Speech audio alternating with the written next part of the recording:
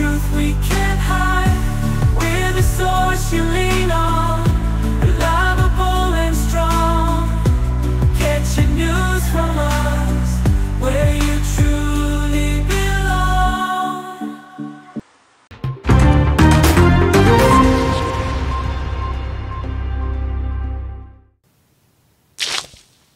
Good day, ladies and gentlemen. Welcome back to our channel. Rosa here of SPAT Communications. Today, we have a very special and thought-provoking episode for you. We're going to delve into the top 5 legacies of Digong Duterte. From the controversial war on drugs to the rise of Pogos, we're going to explore the impact of Duterte's presidency on the Philippines. But that's not all. We're also going to discuss some of the most talked about issues during his term, including the alleged secret deal with China on the West Philippine Sea issue and the allocation of 51.7 billion pesos to Congressman Pulong Duterte. Plus, we'll look into the case of Bamban, Tarlac Mayor Alice Gua and her alleged involvement with Pogos. So, if you want to know more about these intriguing topics, stay tuned. This is an episode you won't want to miss.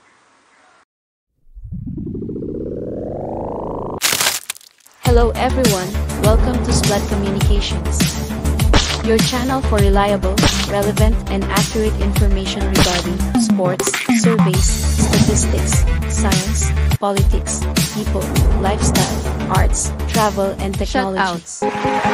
Estado Panamá, Rob Akman, Ramon Ramos, Julie Brand, Estela Luzon, Maria Nicola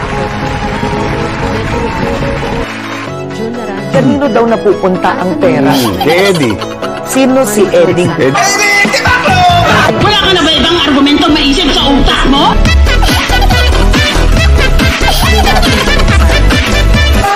Tumindig kayo! Yung ganito. Tinitiyak ko, meron ding titindig sa tabi nyo. At para lang sigurado? Anong pangalan niyo ulit? Rastaman. Yo. Happy man, happy. What you gonna Roland do? Gonzalez, What you gonna do with a big butt? Wiggle, wiggle, wiggle. Shoutouts, Diosdado Canonigo, Rob Akad, Ramon Ramos, Julie Brand, Estela Rosal, Maria Leonora Acopio, Letty Rebujo, Jun Naranjo, Anthony De Los Reyes, Marie Joy Santos, Jovito Garcia, Imelda Singayan, Bong Cap, Leonardo Manansala, Ferry Coy, Jean Sanguina, Loretta Canda, Teresita Domingo, Lee Villar, Daniela Rosal, Tessa Jacqueline, Edo Master, Rolly Rimado, Roland Gonzalez.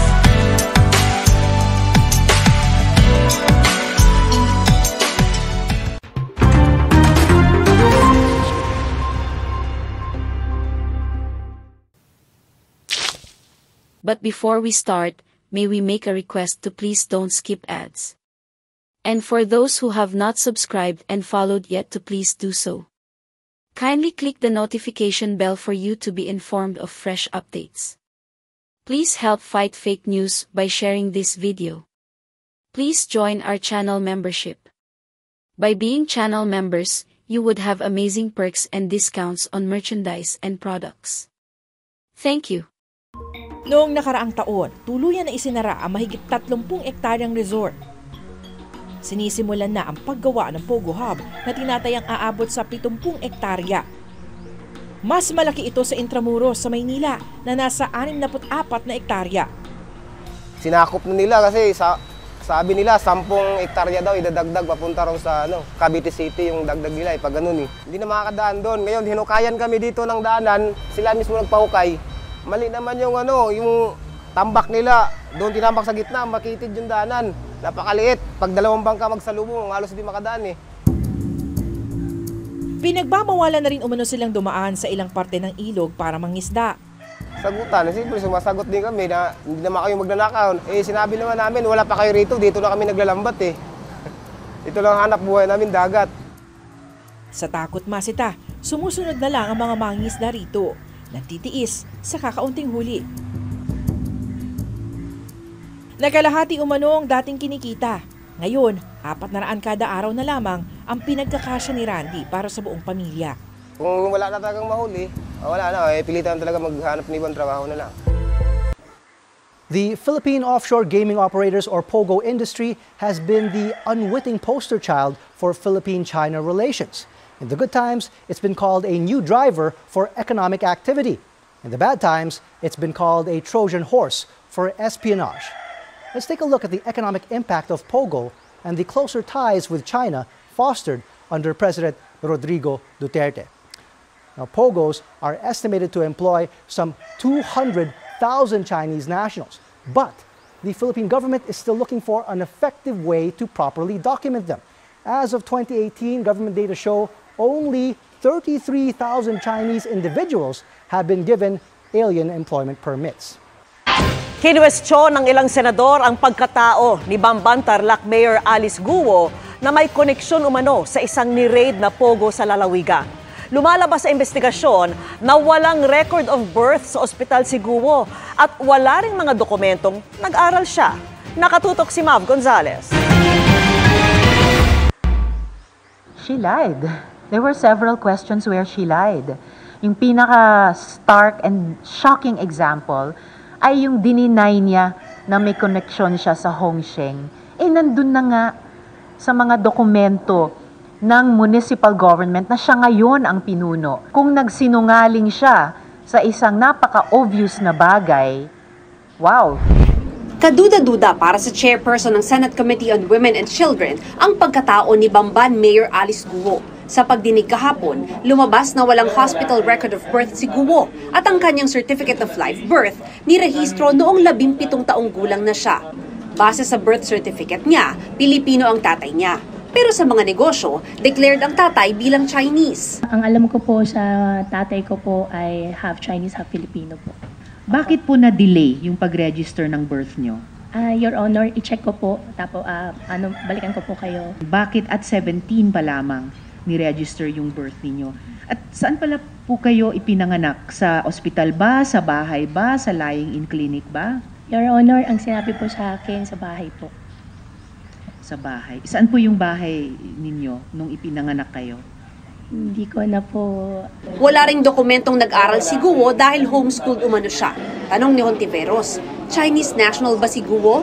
Kung mapatunayan pa yung mga iniimbestiga ngayon ng iba't ibang intel agencies ng ating gobyerno, yung anggulong may surveillance at mayroong hacking activities dyan sa POGO Hub sa Bamban, maitatanong, yan ba ay isang matagal nang ipinlano at inilatag na plano gamit ang di umanong kunwaring Filipino identity ni Mayor Alice para magkaroon ng isang foothold pati sa ating political at lumalabas national security sector. Ang pagtaas ng POGOs ay nagdulot ng pagdami ng mga manggagawa at negosyo mula sa China.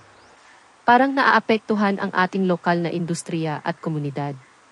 Ang terminong China colonization ay tila masyadong totoo. Ang isang kilalang kaso ay ang kay Mayor Alice Guo ng Bamban Tarlac. Siya ay sumasailalim sa masusing investigasyon dahil sa kanyang diumanoy pakikibahagi sa mga kumpanya ng POGO sa kanyang bayan. Tinanong ni Senador Risa Hontiveros ang kanyang tunay na pagkakakilanlan, ang kanyang mga diumanoy koneksyon sa mga kumpanya ng China. Naging unang babaeng mayor si Guo ng Bamban matapos siyang manalo sa eleksyon noong 2022. Gayunpaman, natuklasan ang mga hindi magkatugma sa kanyang mga dokumento tungkol sa nasyonalidad ng kanyang ama at hindi siya nakapagbigay ng mga tala ng paaralan dahil sa kanyang pag-angkin na siya ay homeschooled. Ang kasong ito ay nagdagdag sa mga alalahanin tungkol sa impluwensya ng China sa Pilipinas sa pamamagitan ng mga POGO. Inamin din ni Mayor Guo na siya ay tinulungan ng nakaraang administrasyon. destabilization of Ferdinand Marcos Jr.'s government, there have been concerted actions to demonize, attack verbally and issue repeated calls for resignation as well as calls for the armed forces of the Philippines and the Philippine National Police to withdraw support either by former President Duterte or personalities closely associated with him during the series of Maysag rallies being conducted. These destabilization activities include the social media attacks, the ongoing Senate investigation on the PDEA leaks wherein the witness was never reprimanded and allowed to carry the long-standing Pulveron issue and narrative by their witness known for his false testimonies. Ipinaglalaban daw nila ang konstitusyon, ngunit sila ang unang bumabalahura dito dahil sa hindi paggalang sa resulta ng halalan at pagsunod sa proseso. Ginagamit ang mga paulit-uliit na issue para lang sa kanilang pansariling interes. Sa ating talakayan ngayon, nakita natin ang iba't ibang aspeto ng pamumuno ni Digong Duterte. Ang mga isyong ito ay hindi lamang nagpapakita ng kanyang estilo ng pamumuno, kundi nagpapakita rin ng mas malalim na mga hamon na kinakaharap ng ating bansa. Bilang mga mamamayan, mahalaga na tayo'y maging mapanuri at aktibo sa pag-usisa sa mga isyong ito. Ang ating kaalaman at pangunawa sa mga ito ang magiging susi sa paghubog ng ating kinabukasan. Sa huli, tayo rin ang magdedesisyon kung ano ang direksyon na nais nating tahakin para sa ating bansa. Maraming salamat sa inyong oras at sana'y patuloy tayong mag-usap at magtulungan para sa ikabubuti ng ating mahal na Pilipinas. Thank you very much for watching. We hope you found our discussion today informative. Don't forget to like, share, and subscribe for more knowledge and information. Until next time, stay critical and stay safe. Rosa out. Bye. Breaking down the walls, moving side by side. Splat communications, our truth we can't hide. We're the source you lean on.